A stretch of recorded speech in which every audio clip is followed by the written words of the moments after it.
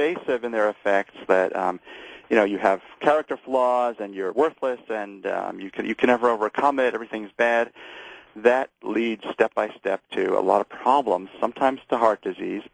But also we found that catastrophizers were really much more likely to die from accidents or violence.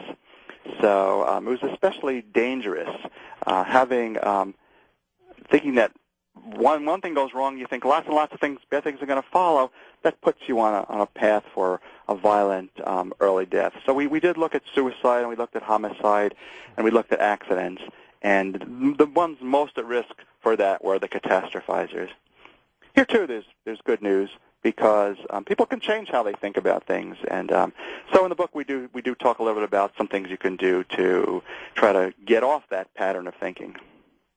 Tell me about the age-old adage that women outlive men. Is this true? Well, it is true. In fact, there's an old joke from Alan King that the 6 words in every man's obituary is he's survived by his wife.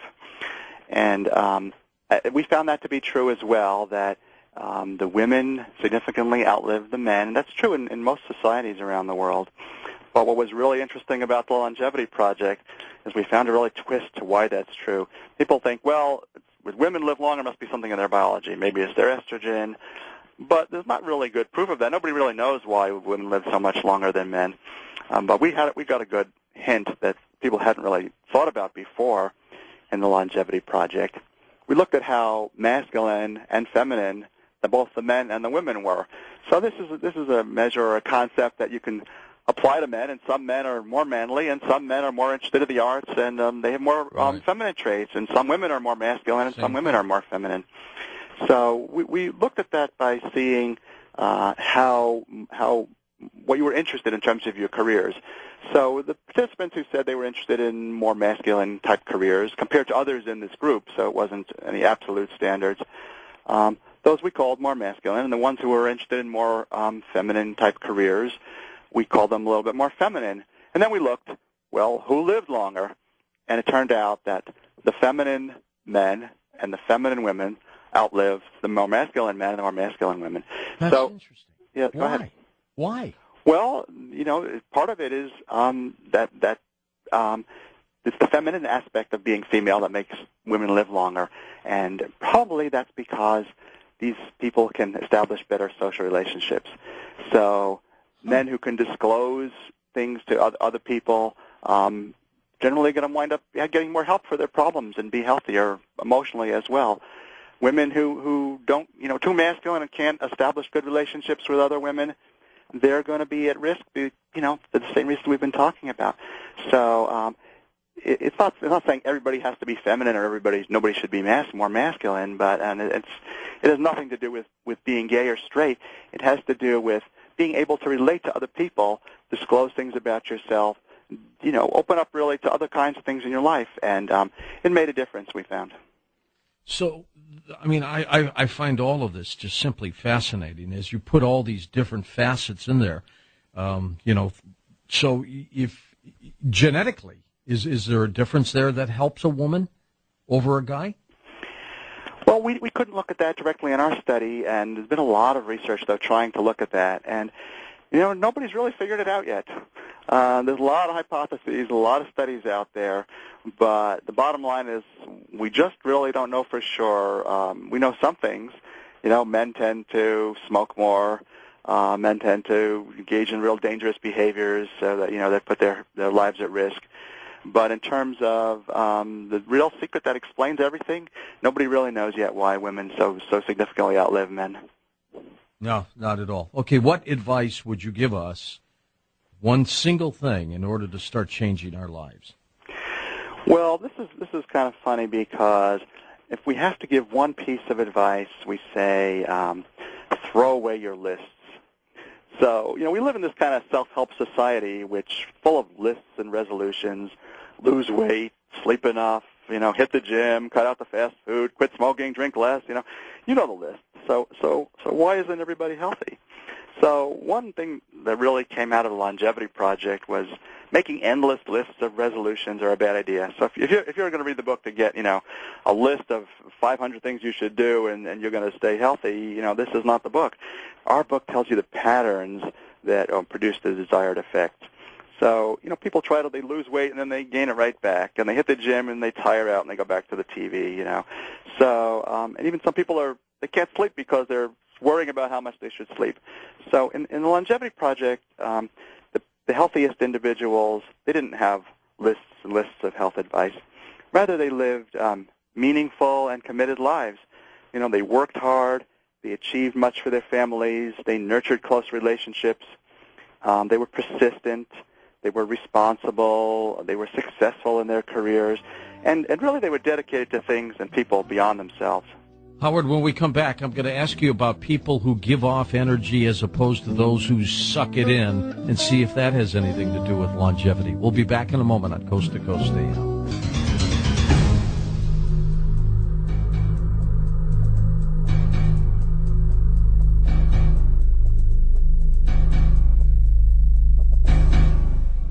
Howard, could you tell by the study whether kids who became adults, those who had that effervescence, that great personality, they were bubbly people, giving off energy, people could feel it, people wanted to be around them, as opposed to what I call the psychic vampire, the person where they just suck your energy, whether they're good people or not, people just don't want anything to do with them, they have to get away from them. Could you ascertain whether the happy person lived longer than the vampire? Well, there's really two parts to that. We'll start with the kind of the vampire side of it first. One of the people we studied who was publicly identified was named Douglas Kelly, and he was a very interesting man. He grew up in San Francisco and entered the study, and he went to college in Berkeley, and he became a pretty well-known forensic psychiatrist. And so, he loved jokes and magic, so he seemed to have a lot of positive energy, but In fact, in 1941, he was in Time magazine as a psychiatrist who taught parlor tricks to his patients to help them get better. But in 1942, he was only 29. He was called to the U.S. Army, and he was sent to Europe. And a very unusual assignment he had.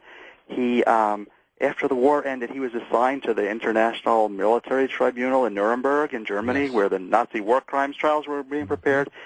And Dr. Kelly's job was to study the highest-ranking captured Nazis, including von Ribbentrop and Hermann Göring, really one of the most infamous and powerful, evil Nazis. And so he gave them psychological tests and studied them, and we really spent a lot of time with them. He wrote a book after the war about his experiences in Nuremberg. But really oddly, he collected Nazi memorabilia, and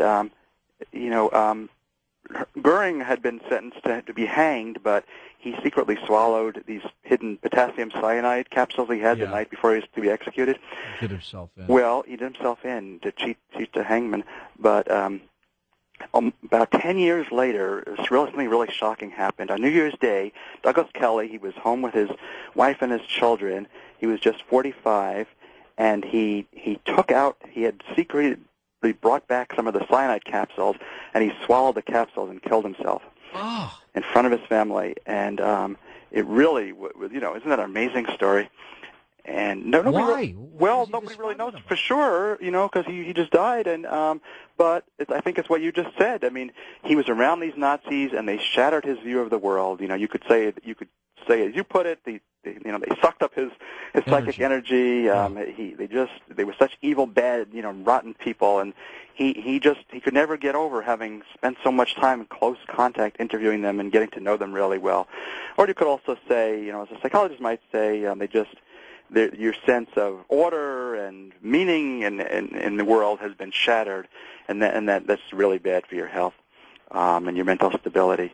But the other side is, do people who are happy stay healthy? And there we found something quite interesting as well, which was that it wasn't so much cheering yourself up that would make you stay healthy. So if you hear advice, sit home and watch a lot of comedies, and that'll make your health get better because everybody knows that laughter is good for your health. Well, we didn't really find that. We found actually the people who lived more meaningful lives, involved with other people, those people, they became happy and healthy. So it wasn't the happiness per se that was causing the good health. Happy people were healthier, healthy people were happier, but it was because of the way they lived their lives that made them both happier and healthier. So we say don't just go try to cheer yourself up with kind of superficial things. You want to make yourself happier and healthier. Get involved with something meaningful in your life. It doesn't have to be anything that I recommend or that somebody's telling you to do. Something that you feel is meaningful that maybe helps other people, and that brings that kind of positive energy. Both brings you happiness and it brings you good health. If you don't like your career, will that cut your life short? Well, it wasn't so much how much you liked it. We found that we looked at that in some detail. Were you in your ideal career, just what you wanted to be? And it turned out it didn't much matter for your long-term health. I mean, if you hated your job, that wasn't good. But if you had thought you want to do one thing and you wound up doing something else, as long as you could progress in it, make a contribution, move up in the world, then you thrived quite well. So it wasn't. A lot of young people, they worry. What if I don't find the right career for me, or which career is going to be perfect one for me, and otherwise I'm going to be unhealthy and unhappy my whole life. We didn't find that at all. We found that people were very adaptable, and once they found something they liked and can get involved in, then they thrived, and they rarely had regrets. Single people versus married people. Well, that gets a little complicated. It was really very intriguing. The Longevity Project looked into that in quite a bit of detail, and it differed between men and women. So you always hear this advice, get married and you'll live longer. Well, we didn't find that at all. And one of the reasons is because 100% of divorces begin with marriage. So we found out that divorce was a threat to most of the people, especially the men. It's devastating to them, isn't it? Right. In some cases. Yeah. The men who got divorced and stayed divorced, or got divorced, remarried, got divorced again, their risk of dying young skyrocketed, and very few of them actually lived even to age 70. So if you were a man who was suited for marriage and you could stay in a stable marriage, that was really healthy. But otherwise, not so good for men to get married. For women, it was very different. So women who got steadily married and liked their marriages, that was good for their health. But single women did fine. And really, in contrast to the men, we found that the women who got out of bad marriages, got rid of their husbands, they lived almost as long as the women who were in good marriages and stayed married. So for women. Yeah, for women, it wasn't the man that married the man that mattered much for them. Women who got divorced, they did quite well. Single women also did quite well, and often single men did, especially if they